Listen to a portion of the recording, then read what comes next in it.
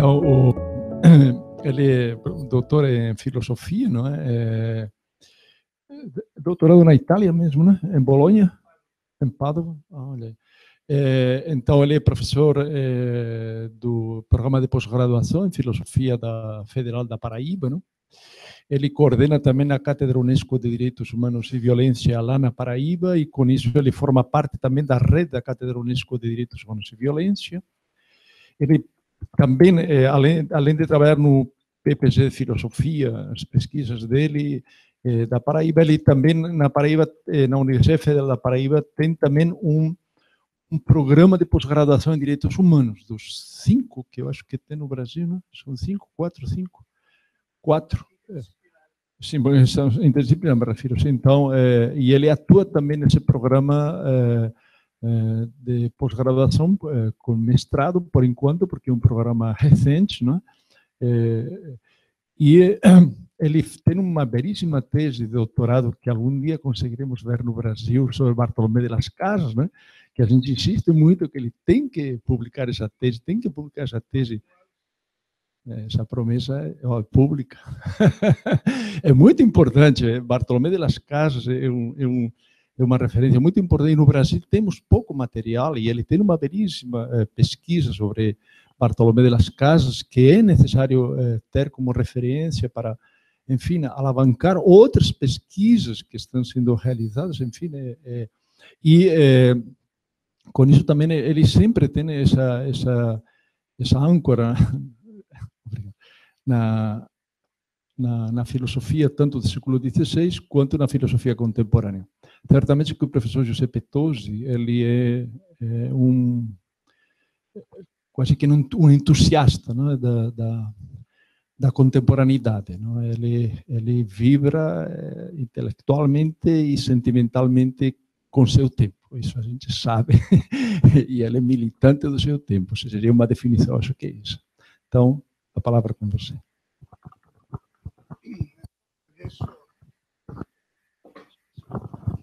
Agradeço as palavras do amigo Castor, e é uma grande satisfação estar aqui na Unicinos, universidade que eu muito admiro, com o Castor, com o professor Solon e com os colegas da Cátedra do Unicinos, professora Maria Cristina de Camerino, professora Marcela da Estela de Colômbia e os outros aqui, como também da minha amiga e colega professora Nazaré, la passionária dos direitos humanos.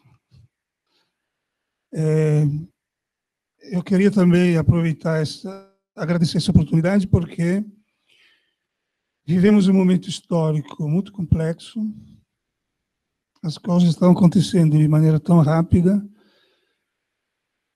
e eu reconheço que não estou dando conta do que está acontecendo.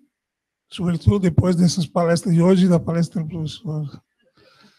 Estou meio atordoado, como se estivesse pego uma surra emotiva, e não sei, vou tentar colocar algumas questões, mas a realidade está indo de maneira muito rápida e a gente não consegue, ou pelo menos eu não tenho essa categoria para acompanhar isso. Então, o tema é bastante já discutido, né? A justiça e transição no Brasil e o que resta da ditadura. Eu queria enfrentar esse tema do ponto de vista de uma questão central. Segundo alguns analistas, as falhas e limitações do processo de transição para a democracia seriam tão graves que o Brasil não poderia ser considerado um Estado de Direito, mas um Estado de exceção permanente. Essa é a tese dos agambenianos brasileiros, inclusive dos grandes representantes aqui, o professor Castor, que eu acho que quando eu leio o Castor, eu entendo o Agamben. Quando eu leio o Agamben, eu não entendo, mas quando eu leio o Castor, ele explica bem. Então, essa é a questão. Outros, ao contrário, criticam essa visão, e é isso que queria ser o tema para colocar para o debate.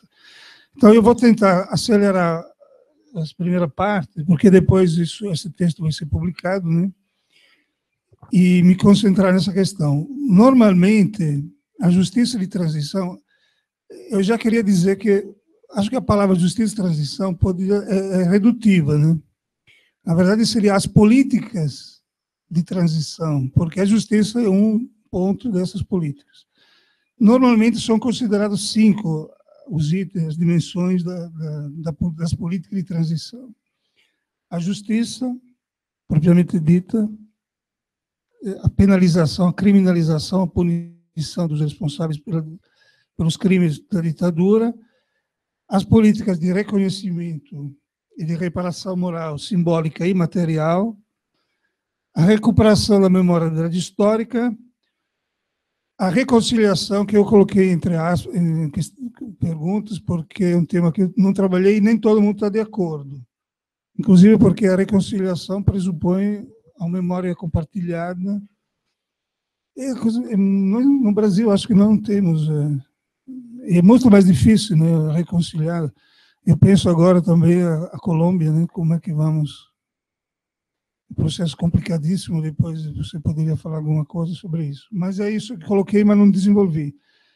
E eu acho que o tema principal seria as reformas das instituições do Estado brasileiro que permitiram o surgimento da ditadura e para que não se volte mais a repetir. É isso que queria, o tema que teria mais desenvolver. Por isso eu passo um pouco de maneira mais rápida, que depois no texto vai ficar mais detalhado, as várias questões. Resumidamente, quem conhece um pouco a situação brasileira, quem vive, sabe que o tema da justiça foi praticamente bloqueado pelo acórdão do Supremo Tribunal Federal de 2010, embora se tente, através do Ministério Público, de outras formas, embora houve uma condenação ao Brasil pela Corte Interamericana, hoje como hoje, o tema, a justiça está bloqueada, a diferença do que aconteceu nos outros países como Argentina, Uruguai e Chile. E a gente se pergunta por quê, né? A segunda questão, o Brasil avançou mais no reconhecimento público das responsabilidades para a ditadura e nas reparações materiais.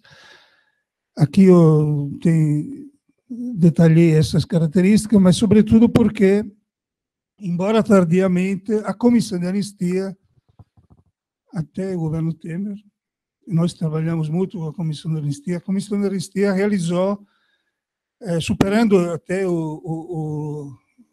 a lei, o estrito, literal a lei, né, realizou e continua realizando até o Temer um excelente trabalho de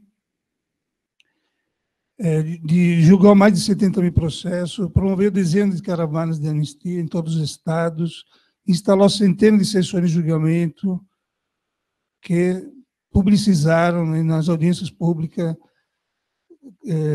essa questão e fizeram uma reparação política e material também. Eu acho que é um trabalho que é insuficiente, mas nessa parte, mesmo que tardiamente, o Brasil avançou nesse ponto. As políticas de memória e verdade também foram impulsionadas tardiamente, né? O tema só voltou a partir de 2000, né? O governo federal acelerou o processo através da Comissão Especial de Mortos e Desaparecidos, da Secretaria dos Direitos Humanos da Presidência da República, da Comissão de Anistia e da Comissão de Direitos Humanos da Câmara Federal. E aí determinou a abertura dos arquivos da ABIN, pediu que todo o Arquivo Nacional fosse recolher todos os arquivos da ditadura. Nesse sentido, nós colaboramos como Núcleo de Direitos Humanos da Paraíba com a publicação de 5 volumes do Tribunal Russell II, que foi um tribunal de opinião dos anos 70, que estava em italiano, traduzimos, publicamos, os livros estão disponíveis no Núcleo, E também digitalizamos todos os documentos que estavam e que contêm depoimentos muito contundentes e análises políticas, econômicas, sociais, jurídicas desse processo. E depois, evidentemente, foi a Comissão Nacional da Verdade, a partir de 2012, que incentivou essa questão da memória da verdade, não só ela, mas, sobretudo, incentivou a criação de várias dezenas de comissões estaduais, de comissões das universidades, de comissões municipais. A professora Nazaré está envolvida, e o professor Solon, e aqui também a Unicinos, está envolvida nesse processo, que permitiram, pelo menos, ainda que tardiamente, uma divulgação ampla desses arquivos. Qual é o problema? É que muitos arquivos não existem, mas ou não estão disponíveis, ou foram queimados, ou estão nas casas dos militares. E, às vezes, acontece paradoxalmente que a Comissão de Anistia tinha que negar um processo porque faltava um documento que o Estado também não fornecia, né? E a reconciliação, como eu disse, eu acho que é um tema que vou tentar trabalhar para o artigo. E, finalmente, vamos chegar na questão da reforma das instituições, que é o objetivo principal e primordial de uma justiça de transição, é evitar a repetição do que aconteceu. Nunca mais educação para o não retorno. É uma tentativa de esconjurar o desafio.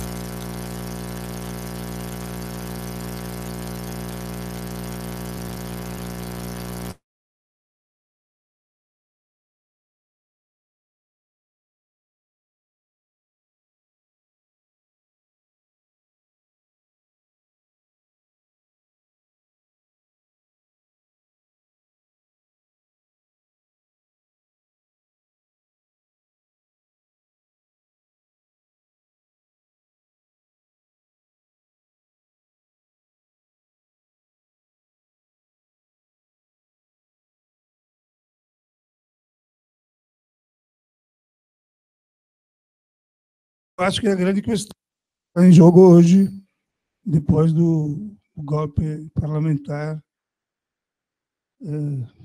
aparecem semelhanças, analogias, todo dia, né, com o período sombrio da ditadura, que jogam dúvidas sobre a qualidade da nossa democracia. E aí vou usar um debate, vou citar aqui no artigo, um debate que houve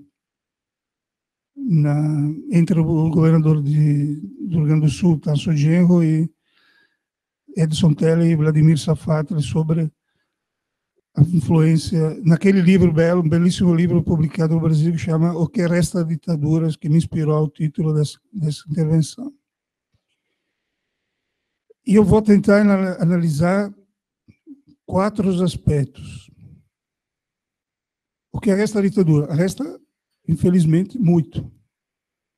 Primeiro, nos aparelhos de segurança. Segundo, na cultura antidemocrática que persiste. Terceiro, o impeachment, o golpe, o governo Temer estão perigosamente golpeando a nossa democracia e com traços autoritários que lembram a ditadura militar.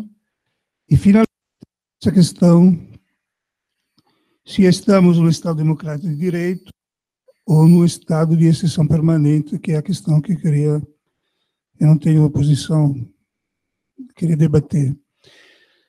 Então, o primeiro aspecto da herança maldita da ditadura está no sistema de segurança pública brasileiro.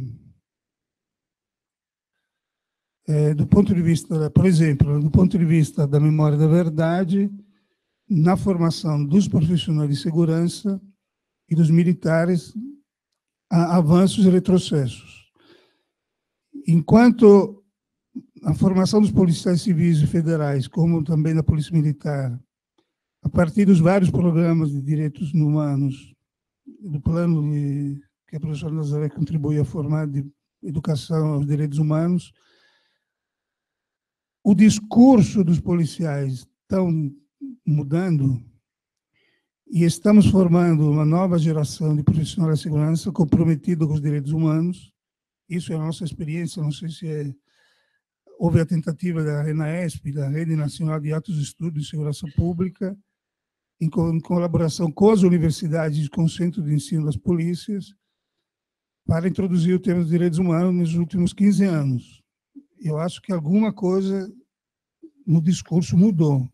E nós participamos de curso de especialização com policiais que têm um outro discurso. E esperamos que isso tenha origem em uma nova geração de profissionais de segurança. Por outro lado, é evidente que a prática dos profissionais de segurança e dos militares ainda marcada pela herança deixada pela ditadura. O exemplo mais gritante que foi citado aqui é a tortura, que é uma prática corriqueira dos agentes públicos em ampla escala, na total impunidade, nos presídios, nas delegacias, nos quartéis, nas comunidades pobres do Brasil. Pelo que eu sei, ninguém foi preso e condenado pela lei da tortura no Brasil. Às vezes se aplica a uma mãe que torturava o filho, mas não a um agente policial que torturava um preso, né? E isso faz parte dessa questão que eu até hoje não consegui encontrar uma resposta, né? Dessa violência assustadora que está no Brasil.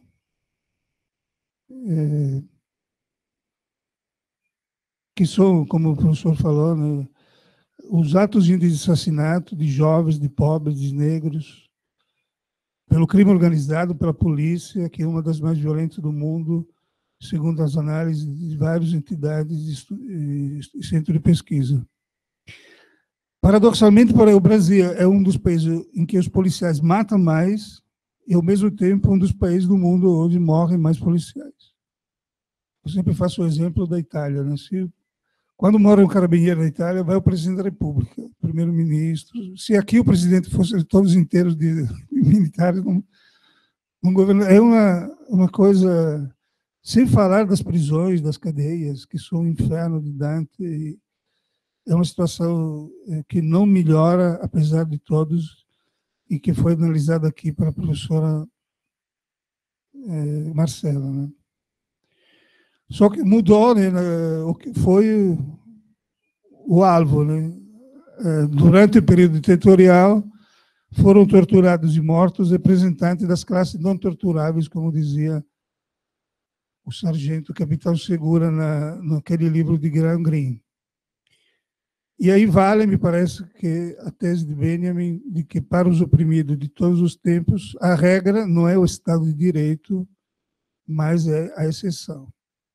E nós estamos, às vezes, dá a impressão que nós estamos vivendo num Estado policial.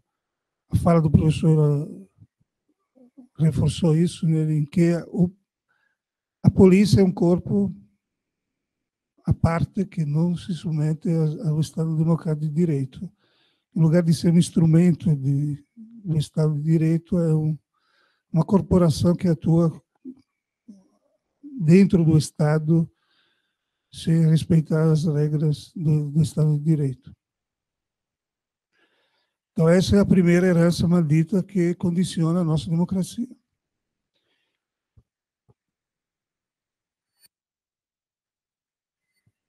A segunda questão é uma certa carência ou em fato de enraizamento de uma cultura democrática no Brasil, que viveu longos períodos de autoritarismo, inclusive no período republicano, né? A gente se diz, eu não sei se simplificando, que efetivamente o Estado Democrático de Direito começou no Brasil depois da Constituição de 88,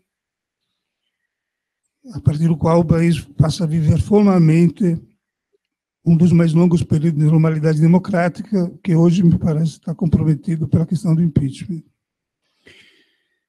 Mas pesquisas mostram que o número de cidadãos que prefere a democracia a outras formas de regime político, é pequeno, é ao redor de 40% em comparação com as médias dos países latino-americanos. Para entender, eu acho que uma das questões para entender esse fenômeno, que às vezes não se trabalha muito, é que o golpe não foi somente um golpe militar. Foi um golpe civil-militar. Sobre essa questão tem um debate, mas eu apoio essa tese, né? Com o apoio de amplos setores da classe dominante, da classe média e das classes populares,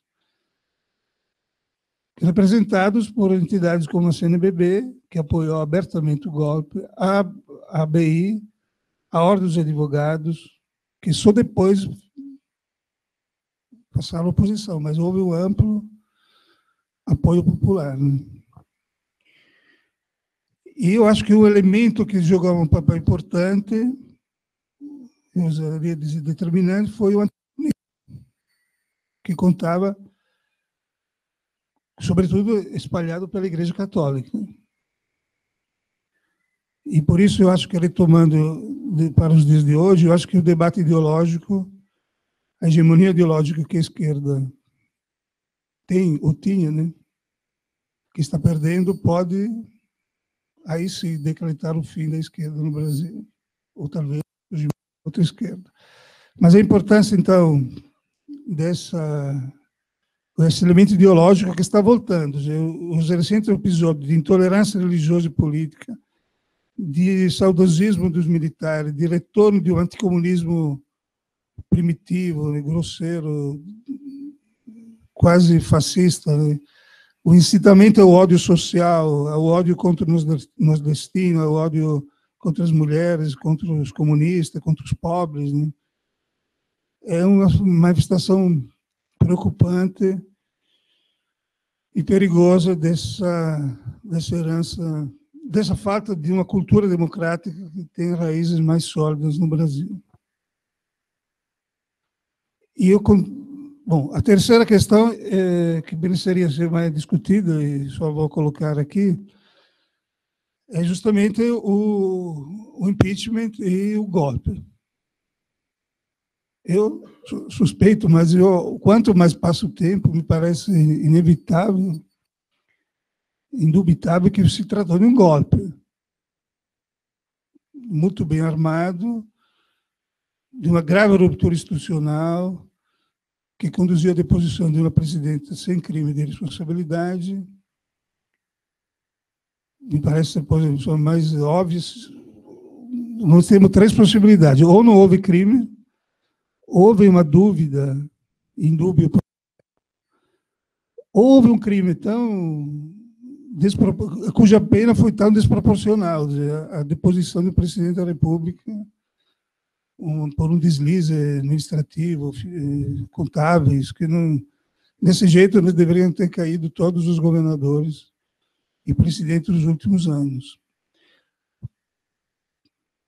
E tomou posse um governo importante e legítimo, porque em cima de um golpe, com ministros que não foram eleitos pelo povo, por exemplo, o ministro da Educação é do DEM, o ministro do Exterior do PSDB, para realizar um programa que nunca foi submetido às urnas. Nós criticávamos a Dilma por estelionato eleitoral, mas o estelionato verdadeiro foi esse, né?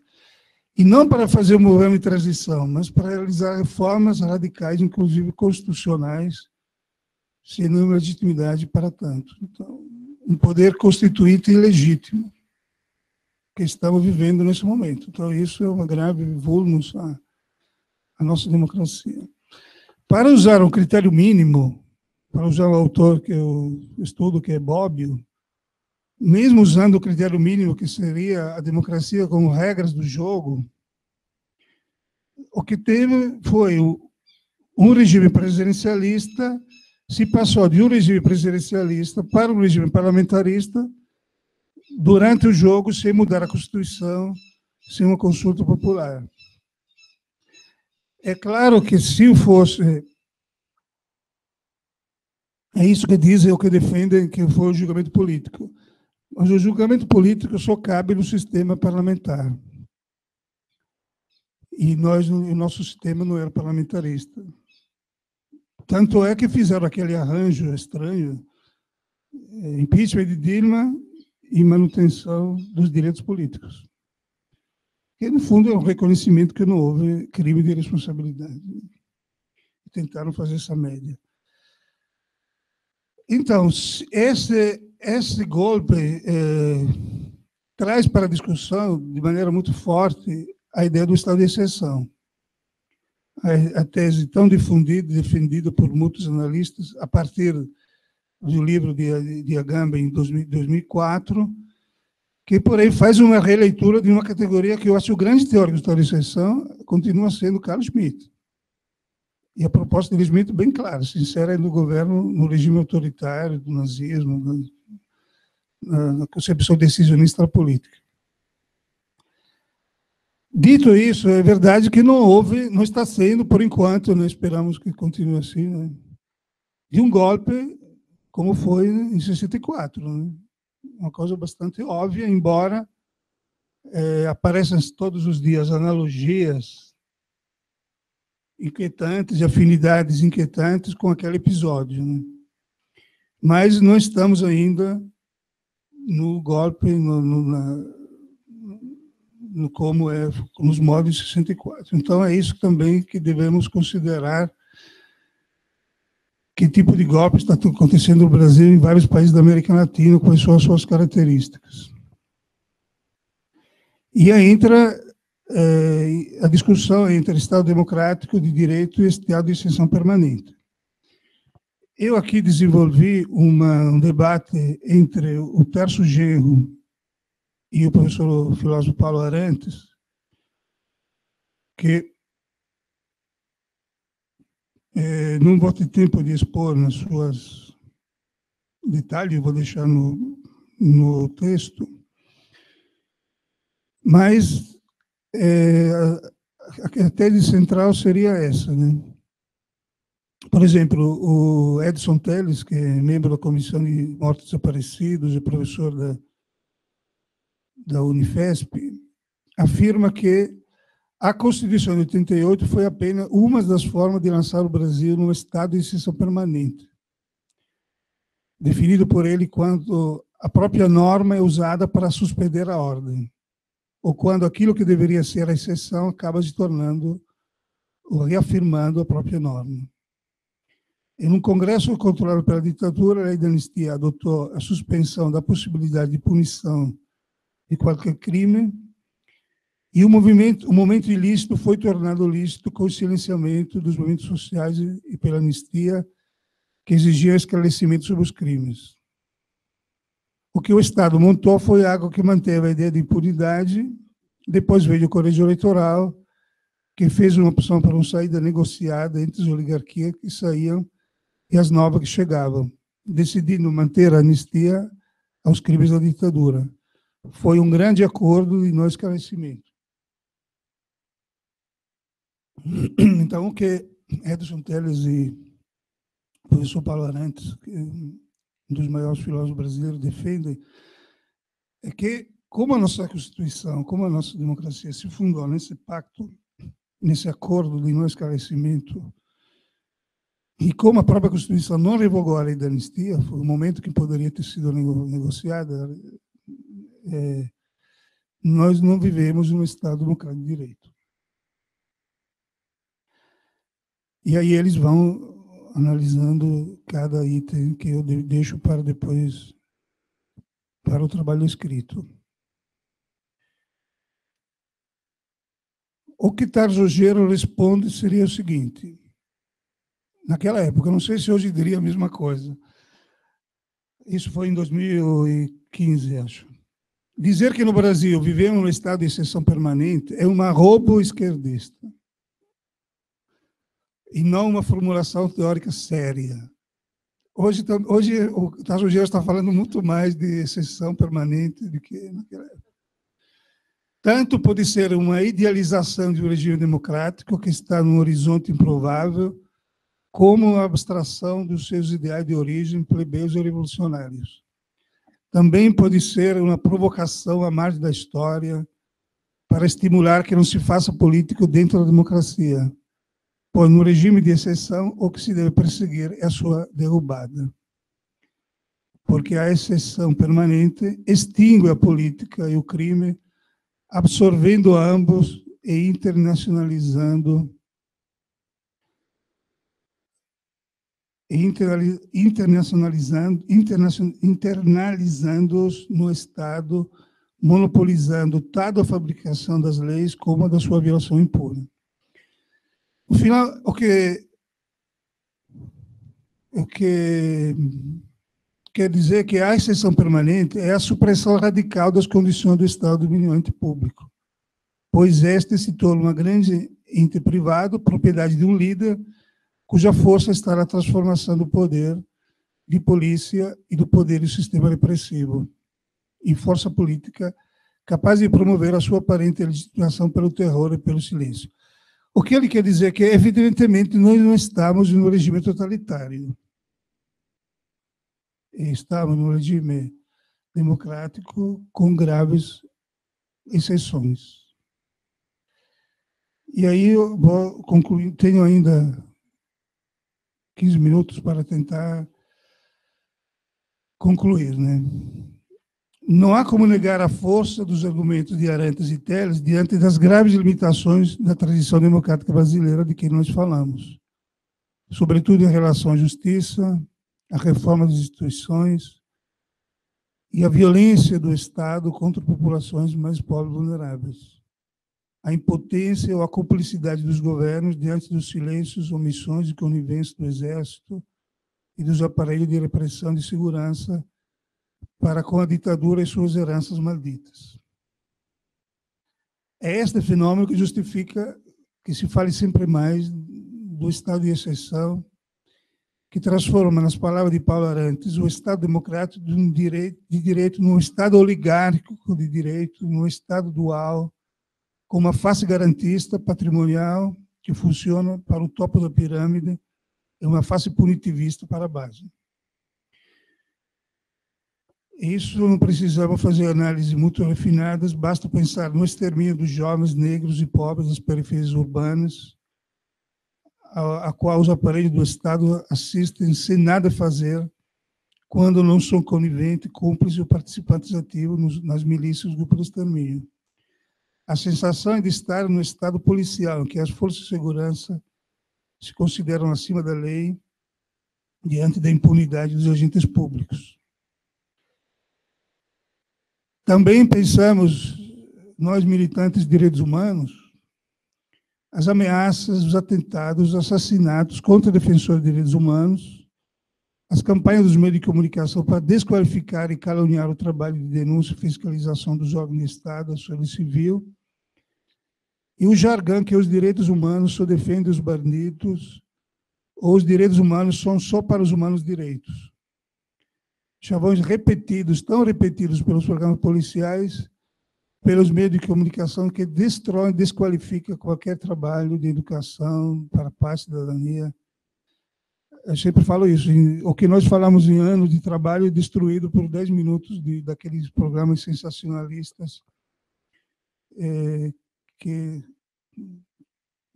vivem do sensacionalismo e vivem do sangue, né, do sofrimento da violência alheia e lucram com isso. Né? E isso representa parcelas, talvez, majoritárias, esse é o problema, né, da sociedade, que é a mesma parcela que apoiou o golpe militar e que podia, de novo, apoiar se existissem as condições para tanto. Né? Por causa dessa questão, dessa cultura democrática que não se consolidou no nosso meio, inclusive no meio popular. E não podemos criminalizar toda a sociedade. Esse é um problema. O que fazer com essa falta de uma cultura democrática? Que dá legitimidade, que deu legitimidade ao golpe e que pode dar legitimidade a esse sistema, a esse golpe que estamos assistindo hoje. E isso, de certa maneira, o Tasso Gelo reconhece. O que ele critica é evidente que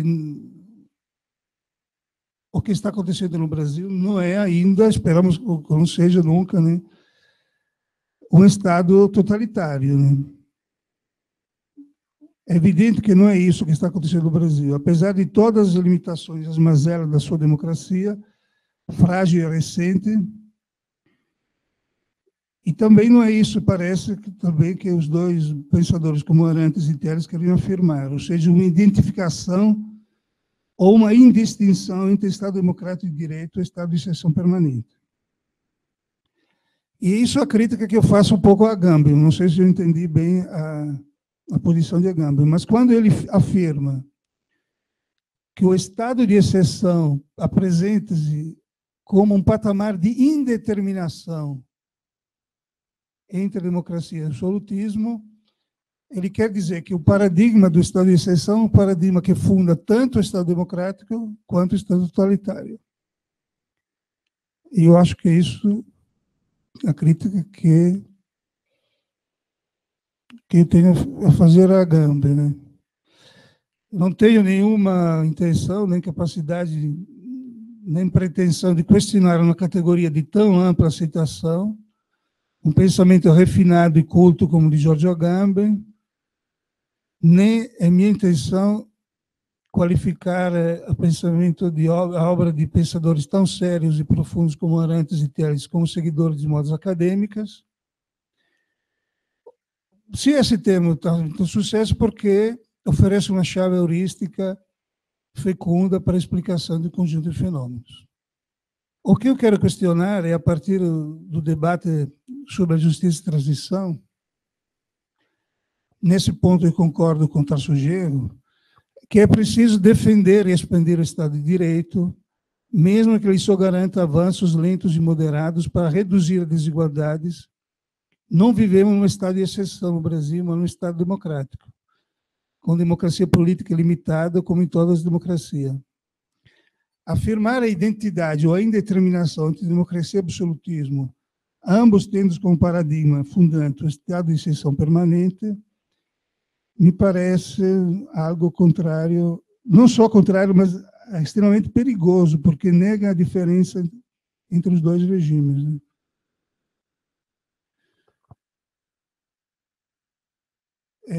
O estado de exceção é um estado minúsculo dentro de um estado de direito maiúsculo. É claro que quanto mais aumentam as exceções, mais o estado democrático se torna frágil. Né? Bom, essa seria a questão que eu coloco para o debate. E queria chamar a atenção, finalmente, em temas que eu não vou desenvolver no texto, que é a hegemonia ideológica, o debate ideológico. Estou preocupado na questão dos professores, o que vai acontecer com a esquerda. Bom, no meu ponto de vista, primeiro, o que vai acontecer com o PT, porque eu sou muito orgânico, me sinto muito orgânico com o PT. Mas, independentemente disso, o que vai acontecer com a esquerda? Se nós pensarmos na Operação Mãos Limpas, saiu agora foi traduzido agora o livro da Operação Manipulite, escrito por Gianni Barbaccetto, Marco Travalho e Pedro Gomes. E Barbaccetto estudei com ele, é meu amigo de longa data, e ele esteve aqui no Brasil e esse livro foi prefaciado pelo Juizado Moro, ele foi lançado esse livro, discutido. Eu alertei um pouco o Gianni antes de que ele viesse. Mas o que aconteceu? Resumidamente, do ponto de vista, nós podemos ter um olhar mais histórico. A Operação Mais Limpas acabou com o sistema político italiano. A Democracia Cristã, o Partido Socialista e outros 3 partidos menores simplesmente desapareceram do horizonte político. Os socialistas sumiu mesmo e os democratas cristãos se dividiram, mas se tornaram partidos menos significativos. Não acabou a corrupção. Aliás, ela continuou tranquilamente, porque pelo fenômeno da antipolítica, com essa ideia que circula no Brasil, de que todo político é corrupto, e todo político é igual. O que aconteceu é que se apresentou um personagem como Berlusconi, através que tinha muitos recursos econômicos e tinha recursos mediáticos, o populismo, como Humberto Eco chamou de o populismo mediático de Berlusconi, que conseguia se apresentar como um homem novo, embora tivesse envolvido até o pescoço com o Craxi, o Partido Socialista, reciclou o fascismo, os partidos neofascistas que estavam fora do jogo político foram reciclados, e os partidos xenófobos independentistas da Lega, e condicionou a política italiana por 15 anos. Só agora que ainda continua, acho, né? Então, é isso, eu espero que não aconteça no Brasil. É bem possível que o PT e a esquerda, depois de toda essa campanha, possa desaparecer, mas a corrupção não vai desaparecer. Aliás, é possível que apareça uma figura, já estão aparecendo algumas figuras, tipo Berlusconi, ou Bolsonaro, ou Dória, outras, que pode, esse populismo, essa demagogia, que pode se apresentar com o antipolítico e que possam captar votos para uma política demagógica. E espero que não seja isso. E, bom, eram essas ideias mesmo confusas ainda que eu coloquei para que a gente possa debater aqui. Muito obrigado.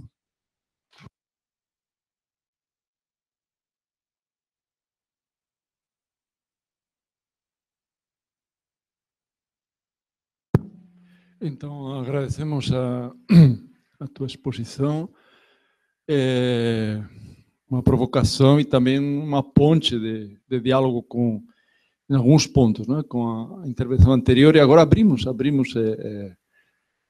ao debate, outra vez aos comentários. Então, por favor, quem tiver questões, vamos lá.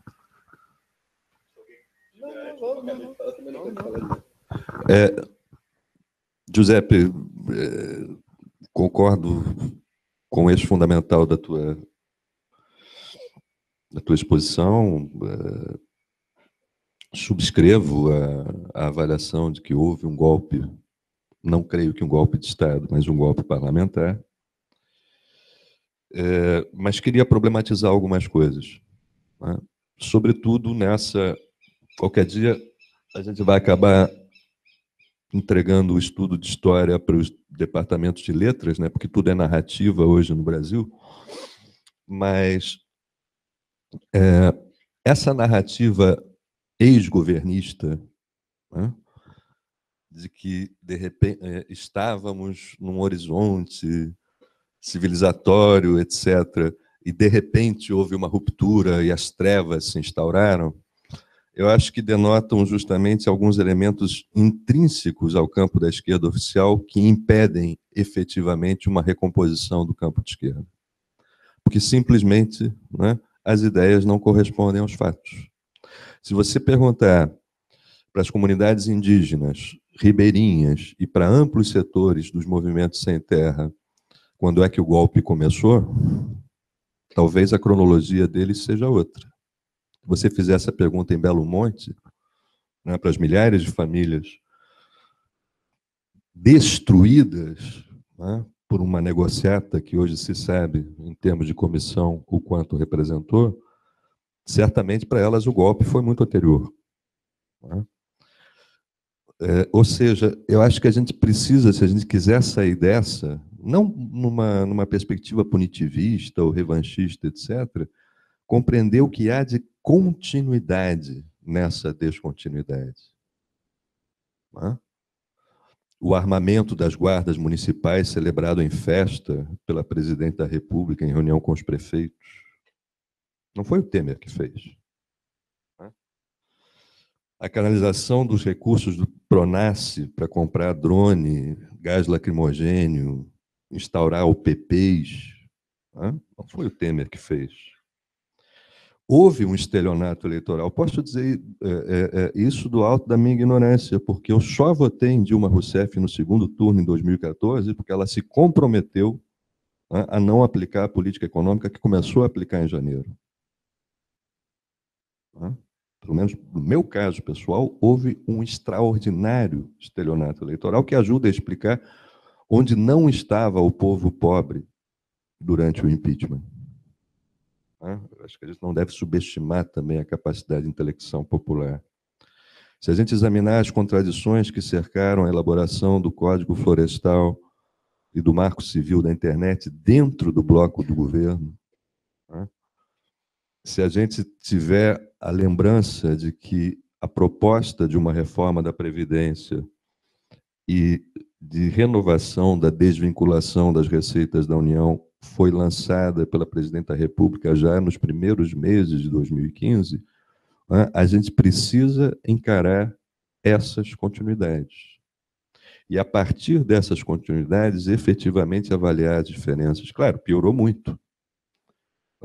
Mas estará o campo supostamente portador da transformação nesse país eternamente condenado a escolher o menos pior?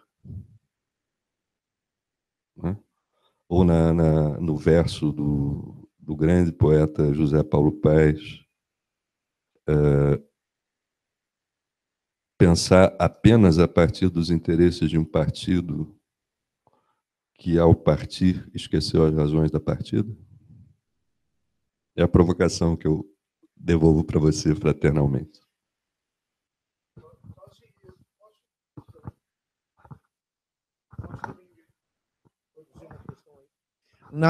Aqui nos 5 eixos, você pode baixar um pouquinho? Ali nos 5 eixos.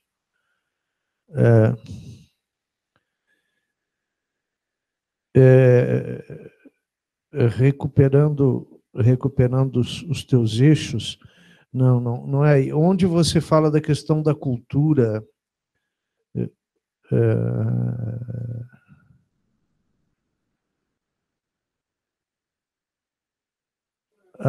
Aí, ó, a cultura antidemocrática.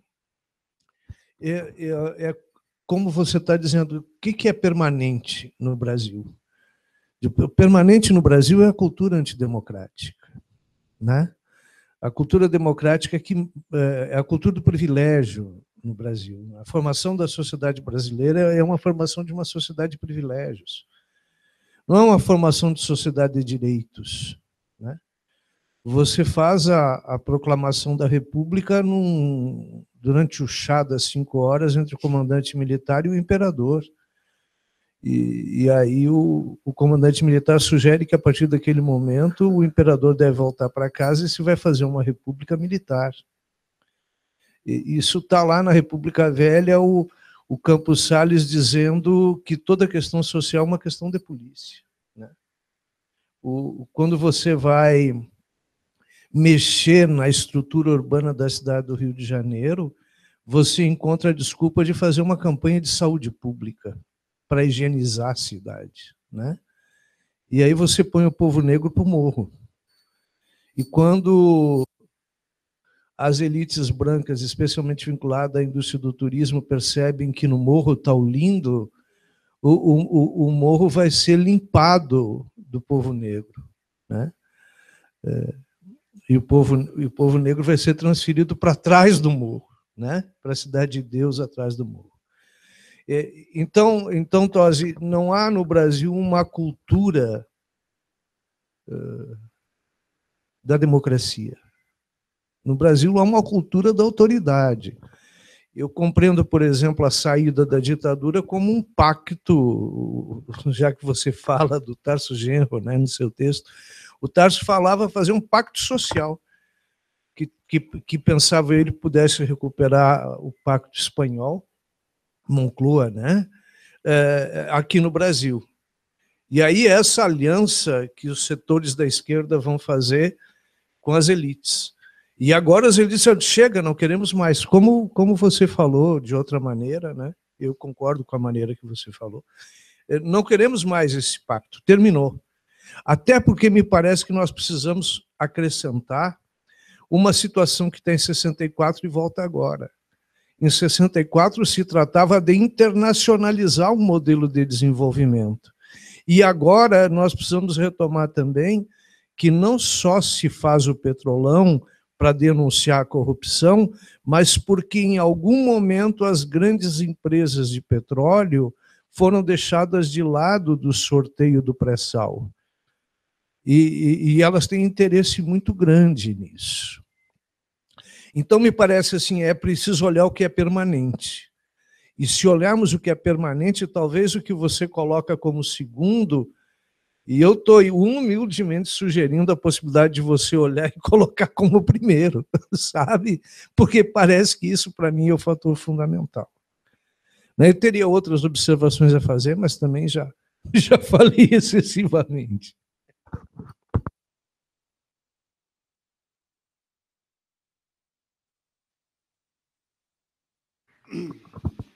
Eu não sou estudioso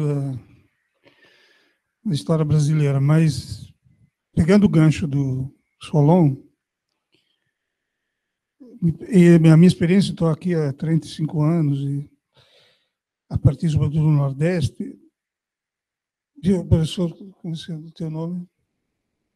Adriano. Vou tentar defender essa tese, né? O Brasil tem mais continuidades que rupturas. Isso é um exemplo, por exemplo, é uma coisa engraçada ver as questões das ruas, né, dos nomes. Na Itália não tem uma rua, uma Praça Mussolini. Na França também, na Alemanha também, parece que na Espanha retiraram todas as referências. Aqui nós temos um monte, o João Pessoa é famoso porque temos bairro Castelo Branco, Valentina Figueiredo, Costa e Silva, só falta Médici, e graças à professora Nazaré que tiramos o nome da Médici, uma escola, e colocamos João Goulart. Mas a maioria continua. O que vai acontecer no Brasil? Agora estamos conseguindo colocar o nome dos presos políticos, das vítimas, mas continuarão os nomes dos militares. É um exemplo de como a história brasileira vai por conciliações e não por rupturas. Nesse contexto, me permite dizer que o governo do PT foi uma certa descontinuidade dessa tradição. E, porque senão não se explica. E tentou uma ideia, um governo de conciliação. Eu sou surpreso, porque talvez eu sou tão militante do PT que eu não consigo entender. E por que está esse ódio, esse revanchismo contra o Lula? Quando a Dilma ganhou, todo mundo, aquele 15 minutos antes do resultado final, eu estava no WhatsApp com meus cunhados de São Paulo. Depois que ganhou a Dilma, chegou uma enxurrada de WhatsApp dizendo nordestino, vamos mandar a Dilma para lá, e etc, etc. Aí eu perguntei, minha gente, o que é que vocês perderam no governo Lula? Não perderam nada, eles vão fazer shopping em Miami, têm bons empregos, moram nas economias fechadas, chácaras. Que eu não entendo porque esse ódio, então, o governo do PT tentou incentivar o mercado interno, as empresas nacionais, me parece que teve unanimemente reconhecido uma política internacional diferente, e fez isso através de uma aliança, né, de um governo de coalizão, que limitou muito as suas capacidades de reforma, mas mesmo assim fez algumas reformas, tentou criar um mínimo de Estado social que não existia no Brasil. Então, o governo do PT foi, de certa maneira, uma exceção nessa história, nesse sentido, né? E agora nós voltamos à normalidade de sempre. O professor Zé Gerardo, em Brasília, semana passada, chamou de governo Estado Democrático da Direita.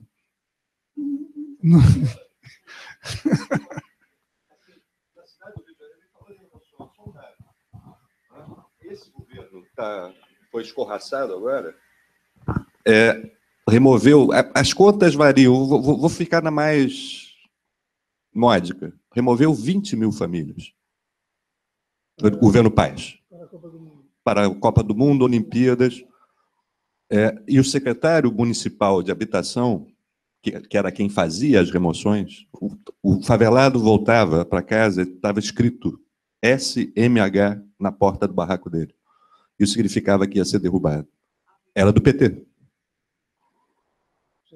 Eu percebi, né, que algo ia acontecer em maio de 2013, quando eu percebi que eu não podia falar do PT nas favelas. Que o PT era quem removia.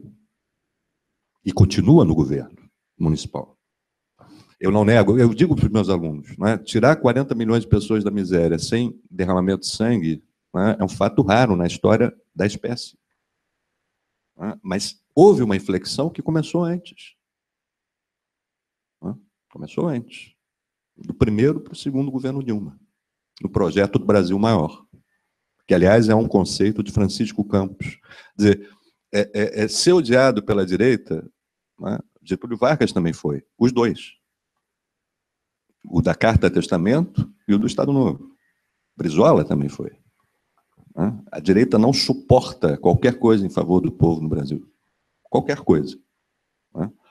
Agora, negar, né, que apesar de todas essas conquistas que todos nós reconhecemos, negros nas universidades, etc., etc., né, estacionaram e começaram a regredir, né, numa reformulação do projeto, né, a partir dessa década, é se privar das condições para entender as razões intrínsecas, porque há razões extrínsecas, o bombardeio, tudo isso que sabemos, luta de classes, etc. As razões intrínsecas da decadência dessa experiência. E enquanto a gente não visitar as razões intrínsecas, né, da decadência dessa experiência, a gente tende a repeti-las, tende a responsabilizar as vítimas de sempre pelo fracasso de um projeto, né, de conciliação fracassado. Né. Eu queria também fazer uma questão, não podia. A questão da exceção, né? A tua tese de que estado de exceção é permanente no Brasil. Eu proporia assim o seguinte, uma distinção entre estado de exceção e a exceção como uma tecnologia do Estado. Né? Então, essa distinção é importante. Por quê? Bom, estado de exceção realmente é uma figura jurídico-política muito concreta na qual tem que ser decretado. O estado de exceção, que significa suspensão dos direitos individuais, garantias, que sejam, determinado. Aí realmente requer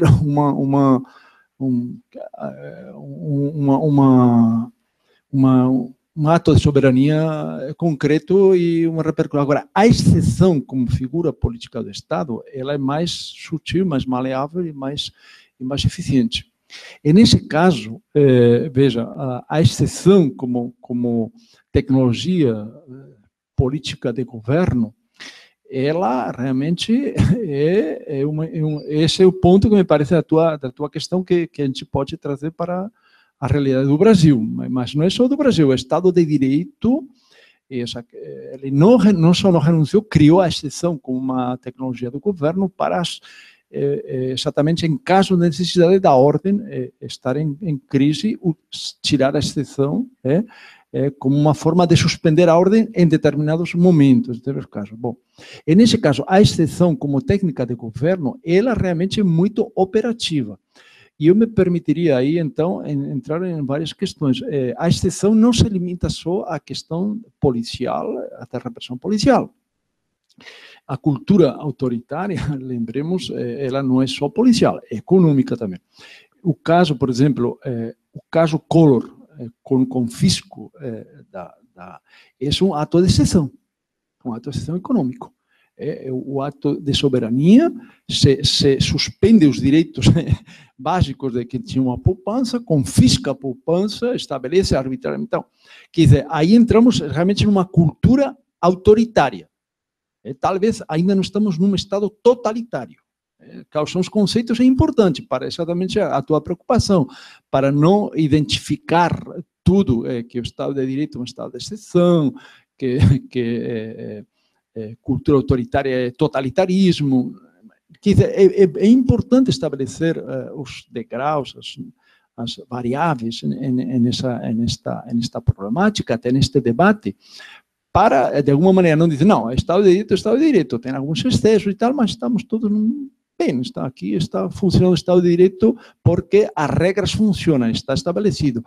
Bom, e não é um Estado totalitário, não, certamente não é um Estado totalitário, mas há elementos autoritários muito pesados, que é a tua questão. Você trouxe aí realmente todo o tema policial no Brasil, o que resta da ditadura, eu acho que está bastante bem retratado, mas eu te diria, o que resta da ditadura não ainda que a exceção como técnica autoritária de governo, ela é muito utilizada, e insisto, não só em termos policiais, mas também em termos econômicos. Isso associado à questão da tradição autoritária do Estado brasileiro, realmente cria umas condições para que facilmente se consintam em modelos de exceção e formas de exceção. Então, um pouco essa provocação para dizer, isso de alguma maneira, a minha interpretação da tese da Agamben, eu não sei o que ele quer dizer exatamente a esse respeito, se ele, assim como diz que a exceção é constitutiva do Estado, e nesse sentido, não tem Estado de Estado de Direito que não use a exceção como potencialidade. E, nesse caso, a exceção sempre é uma possibilidade quando a ordem está em jogo. Quer dizer, o debate que estamos falando, a lei antiterrorista aprovada, independente dos elementos que, a meu ver, foi uma exigência, isso aí um pouco, talvez, para entender a decisão da Dilma aprovar, eu acho que foi uma imposição externa, né? Pois é uma posição externa para os Jogos Olímpicos e para que havia um Estado. Agora cabe a pergunta: qual é a autonomia de um Estado que é obrigado a aprovar uma lei da qual ele não está convicto que tenha que ser? Bom, isso é outro debate, quer dizer, qual é a... Mas, enfim, havia... E, em qualquer caso, é verdade também a segunda questão. Uma vez aprovada a lei antiterrorista, supostamente para perigos antiterroristas dos Jogos Olímpicos, etc., uma vez aprovada, ela certamente se abre como possibilidade de exceção para movimentos sociais. Aí, uma vez aprovada, ela pode ser arbitrariamente utilizada, porque está aí. Então, e quem decide o que é exceção? Bom, quem decide é o soberano decide, o policial ou o juiz decide, não, é exceção o que o MST ocupou a fazenda lá em Goiás. Então, tá. Aí a exceção volta a ser utilizada como ferramenta. Enfim, essa é uma questão.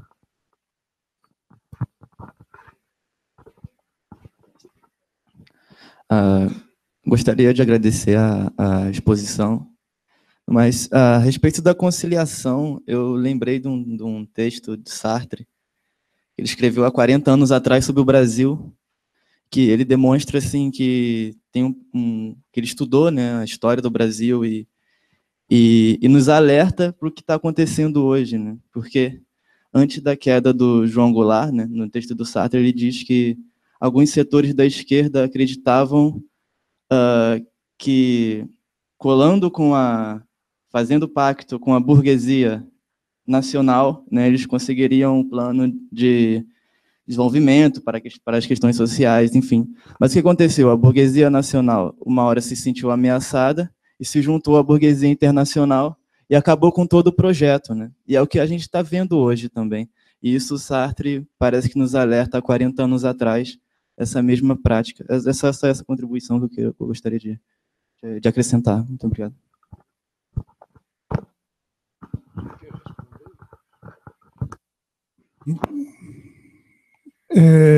Professor Adriano, vamos colocar a questão assim. Tudo bem, o Brasil teve essa história autoritária, sempre se fala dessa herança da escravidão, mas isso não é um destino, não? Como é que vamos fazer para ter outros países em que há uma burguesia? Aliás, nós vivemos capitalismo. Não há nenhuma ilha que não seja capitalista no mundo, talvez a Coreia do Norte. Então, mais existe capitalismo mais selvagem, mais desiguais, menos há sociedades mais civilizadas. Como é que nós vamos conseguir, então, nessa tradição, sair dessa tradição e criar um país mais justo? O Lula propôs, o PT propôs. Eu acho, por exemplo, eu acho importante o PT, porque quando surgiu, ele se colocou entre o populismo getulista e o stalinismo do partidão. Então, criou uma alternativa e foi um partido criado por baixo, por várias correntes de pensamento, a esquerda marxista não stalinista, as comunidades de base, os sindicatos, os movimentos camponeses, dizer, que foi efetivamente nascido, senão nós estaríamos ainda, como está na Argentina, discutindo a renovação do peronismo, a restauração do peronismo, né? Então, acho que o PT teve essa capacidade de articular essas várias forças, esse bloco histórico, vamos dizer. Só que depois não foi um bloco histórico, esse bloco histórico que governou o país, foi uma aliança com setores conservadores que limitaram muito a sua capacidade de renovação, de efetivamente fazer um governo que seja... Porém, eu não entendo, então, por que essa reação tão raivosa contra esse governo, se ele fez um plano de aliança, se ele não fez nenhuma, não introduziu nenhuma ruptura, né, com essa tradição. E por isso que estou meio assim, sem saber o que vai estar acontecendo, né? Eu concordo com o Castor, né? A exceção é perigosa quando se torna a regra, né? Pode se tornar uma regra, então nós vivemos formalmente o Estado de Direito, mas na prática... Por outro lado, eu estou pensando que nós temos uma derrota, né? Como dizia o Vico, existe um recurso e recurso histórico. Nós estamos por baixo, mas podemos... Eu acho que o grande debate é hoje como podemos interpretar essa derrota e tentar fazer com que o meu grande medo é que a esquerda desapareça no Brasil. E eu acho importante o debate. Nós temos que conquistar, como dizia o Gramsci, nós temos a importância da hegemonia ideológica. Tosi, deixa eu te fazer uma brincadeira. De onde é que vem a esquerda? Eu vou brincar. Tá? Vem da barriga, vem da fome, vem da falta de moradia, vem do excesso de jornada de trabalho, vem do não direito. Quer dizer, enquanto essas permanências ficarem na história brasileira, na história da humanidade, não tem como matar a esquerda.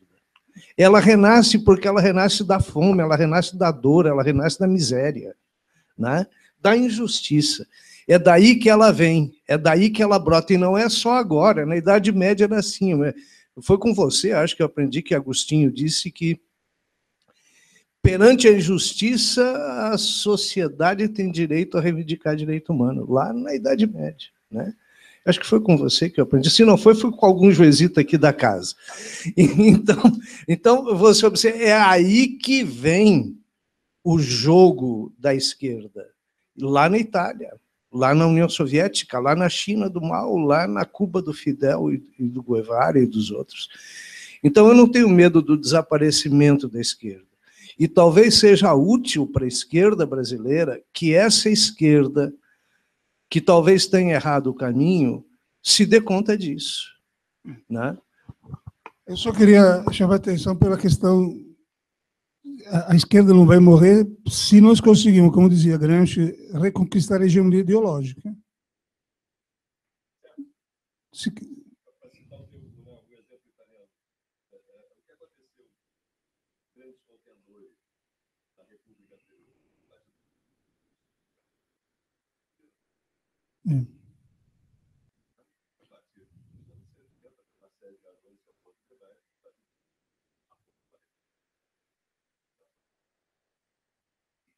Não vamos entrar na discussão italiana.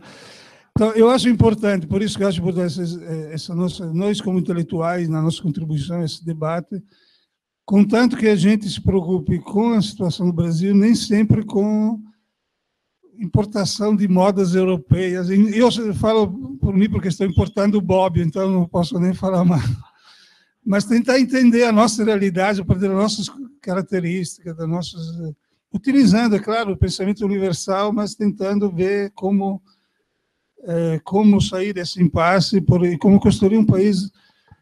Eu não acredito mais na revolução, acredito na reforma.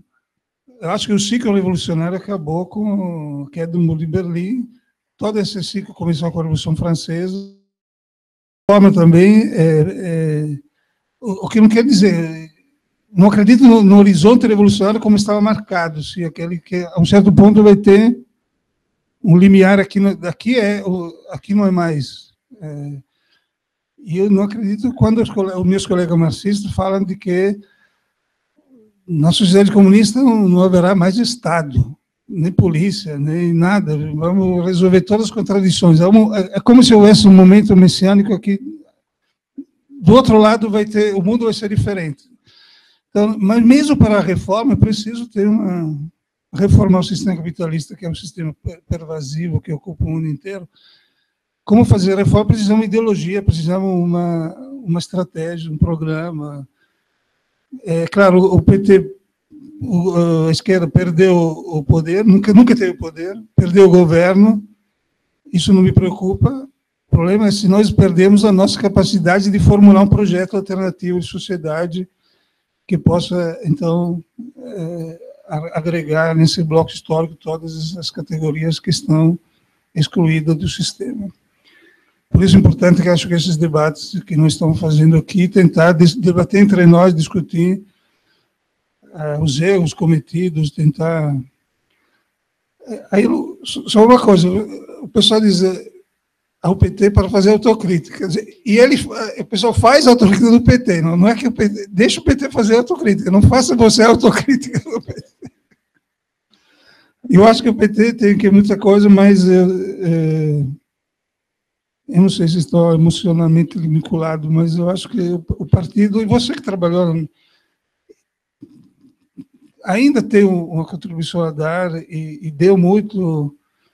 Aquele PT que foi construído pela base, que foi... O Lula andou nesse país de todo jeito. O Lula estava em 81, na Paraíba, discutindo com Margarida Alves a entrada dela no partido. Eu só discuti na Professor... Eu queria dar uma contribuição. Bom dia, professor Tosi. Bom dia. Sou professor... Uma outra mente brilhante como a minha. Sou professor... O tempo faz isso nas intempéries. Professor Tosi, obrigado pela brilhante exposição. Professor Adriano também, eu lamento ter chegado um pouco atrasado, mas adorei o que eu vi, depois vou ver na internet o resto da exposição.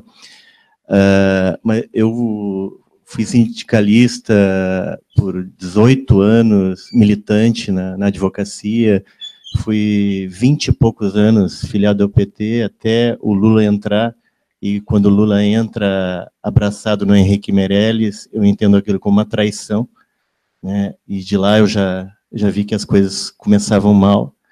A Carta ao Povo Brasileiro denuncia o que está por vir, e a gente fica torcendo, né, para que seja o menos maléfico possível. E eu entendo assim que eu tenho as questões, né, para não me alongar demais, as suas questões colocadas para o professor Tosi, eu acho muito bem colocado, professor Adriano, eu tenho essas dúvidas também, assim, na verdade, assim, eu não tenho nenhum apego hoje pelo PT, né, eu respeito o patrimônio que o PT continua sendo, foi, na verdade, e o que resta do PT, dava um bom artigo, né, o que resta do PT, mas a gente não tem que ter um apego à sigla, né? Mas a gente tem que entender, na verdade, o legado, talvez trabalhar com isso, e entender as categorias principiológicas, né? Que deveriam nortear, e para a gente recompor as forças e a esquerda realmente continuar, ela não vai ser morta mesmo, professor, não tem como, né? Muito bem colocado, não tem como, mas como é que a gente rearticula as forças e faz daí, assim, repensa todas essas questões, porque a gente não pode, nós, inclusive, na academia, intelectuais, cair no discurso polarizado, né? Entre coxinhas e mortadelas, né? Porque eu já fui, antes da Dilma cair, né? Nós estamos na universidade federais, né? Quem está no federal sabe que os 14 bilhões, os primeiros 14 bilhões de corte na educação foi no governo da Dilma, né? E por que será que a educação deixou de ser prioridade na pátria educadora? Então, eu não vou me alongar, né? Porque essas questões foram bem colocadas pelo professor Adriano, e não é um discurso de ódio, muito pelo contrário, eu tenho um apreço ainda pelo PT, por várias pessoas que estão lá, e sei da contribuição que o PT deu, e nós, na base, que construímos o movimento que redundou no PT, né? E viajei pelo Brasil inteiro, conhecendo também os militantes que construíram concretamente o PT. Isso já não existe mais. Então, nós temos que ver aqui o que a gente faz daqui para diante. Como é que a gente caminha, né? Ter uma coalização de forças, exato, fazer o luto da sigla, juntar as forças, elaborar e continuar o trabalho, né? E penso que a reconstrução é pela base mesmo, né? Essa é a contribuição.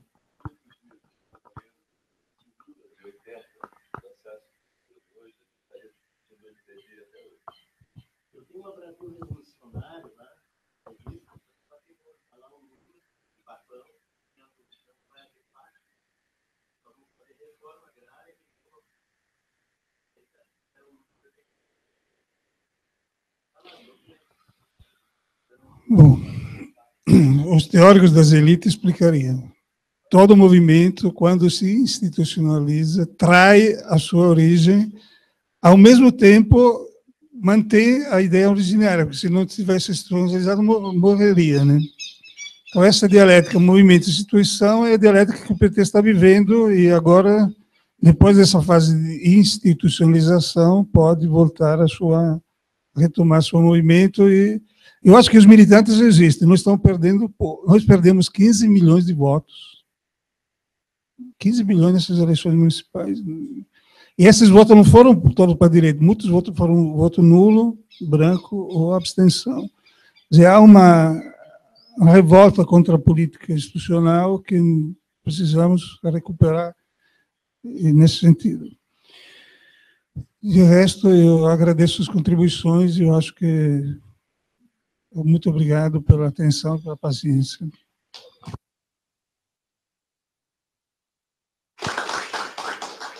Com isso, então, damos por finalizada esta parte da manhã. Convidamos para as 14 horas, não? Vamos ter,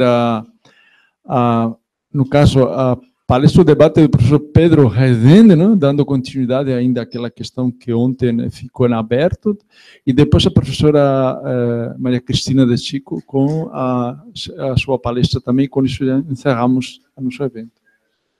Convidamos também às 13 horas, que tem aqui na feira, nós temos uma feira orgânica, então convidamos que vai ter um momento de música e outras questões. Quem quiser, às 13 horas. Obrigada.